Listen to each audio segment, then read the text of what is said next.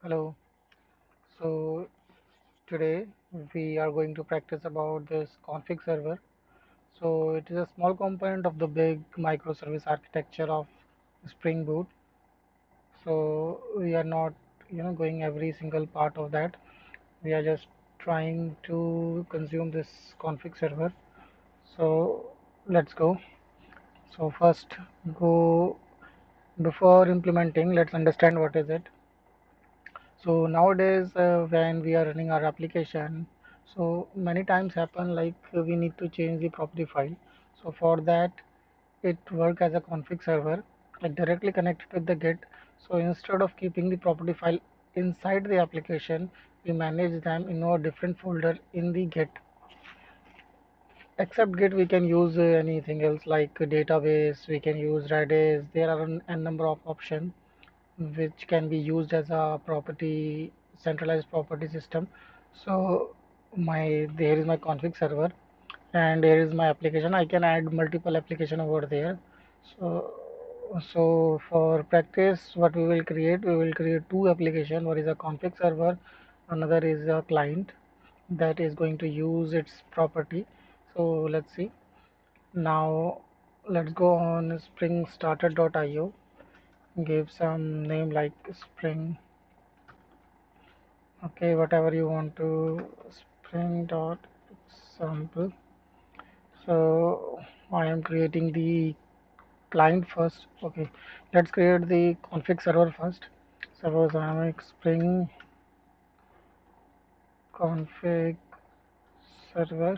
Okay, so it will behave as a centralized application for my various application. It will provide the configuration files to them. So I am using Java language. Let's start with 2.2.6 version of Spring Boot and jar and Java 8. Whatever language you can select according to you. So let's add dependency. This is config server that we need to add here. Okay, so let's generate. So I have generated the Spring Cloud code. Okay, fine. And now I need to create some client. So this is example.service service. Okay, so I'm saying example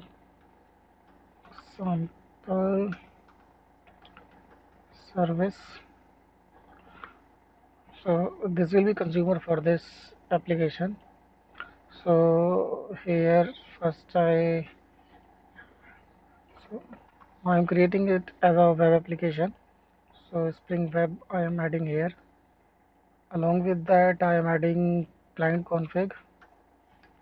So it will give some parameters so that it can interact with the cloud config service.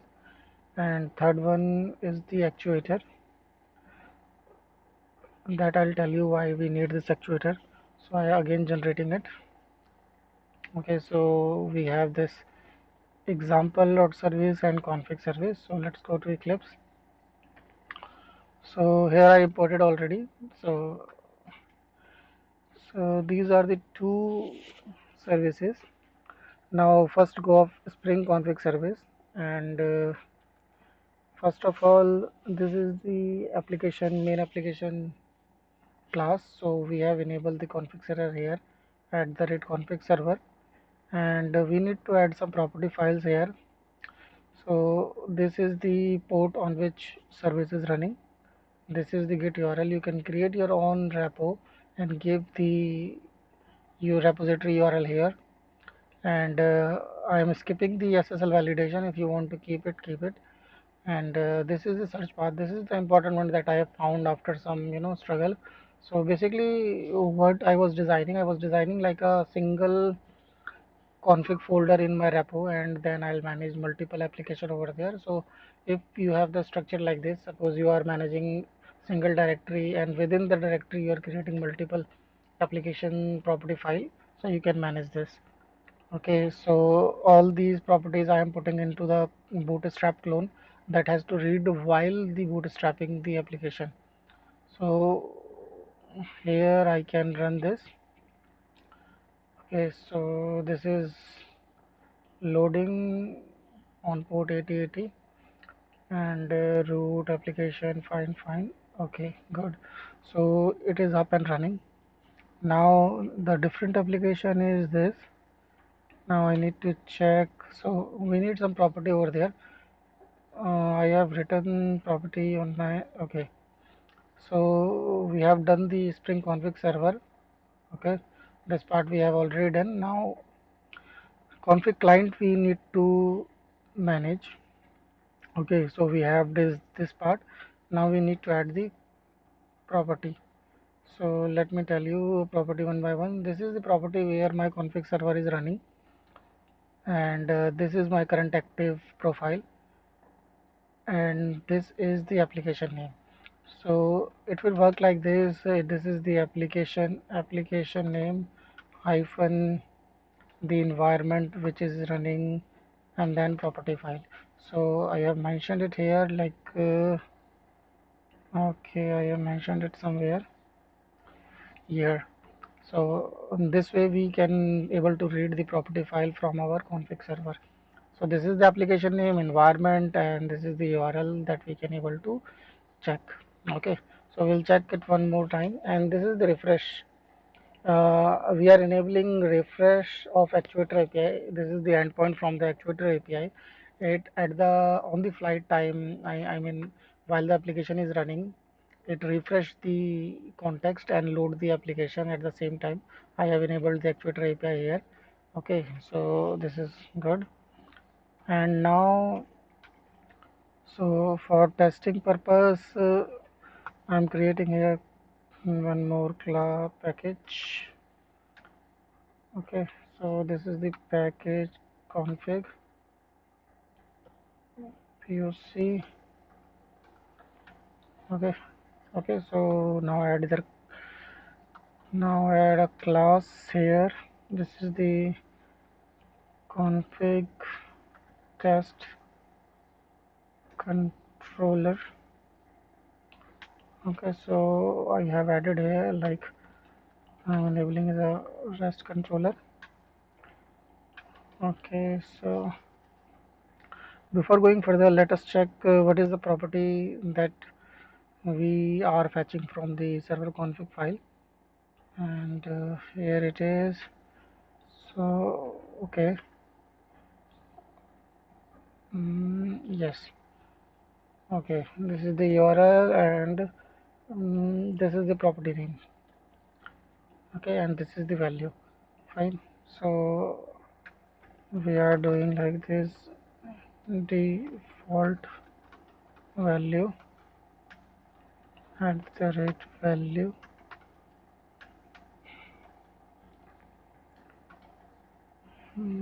Okay,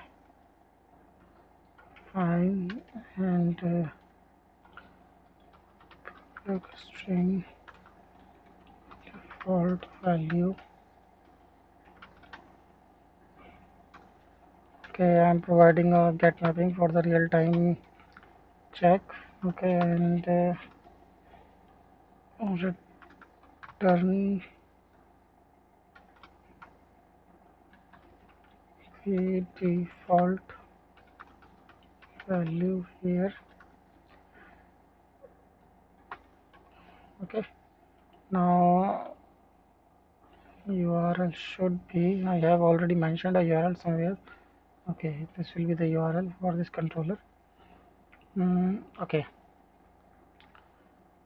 fine, and we need to enable its refresh scope so that at the time of change you know without restart we can able to fetch new property. So now I'm running this application. So one more time, let's check. This is the Spring Boot application we have done. This is the config controller, enabled the refresh scope, fetching the property file, and this. We are not putting any property file here. Okay, we are about to fetch this property file from the GitHub through our config server. Okay, we have mentioned the config server URL here and the active profile here. Okay, now start it, and okay, this is up and running. Yes. Okay, fine. So let's give a try. And this is 32, right? So here it is 32. The application is running. Now I need to change the property file from my GitHub, and this is the config server. Okay, this is my application name POC1. Let me confirm it. Okay, this is the application name POC1, and this is the active profile. So accordingly you can manage whether you are managing it as a U at prod stage or you are managing as a development or production. So here it is my property whose value is 32. So now I am changing it to say 42. Okay, now submit. So I'm committing my change. Okay, so first of all let's check whether this has been done here, like in actuator API in config server, which is running on 888. Okay, so this is updated. Okay, it is updated, and let's check from the application. It is still coming 32, so we are just refreshing it. Okay, so we are not taking any restart, we are refreshing it, and then 42. Okay, so this way we have implemented this config server and config client. There are multiple implementation of this configuration. We will go one by one. We can manage the security, encryption, decryption, key management. The scope is wide, so we'll start with this one.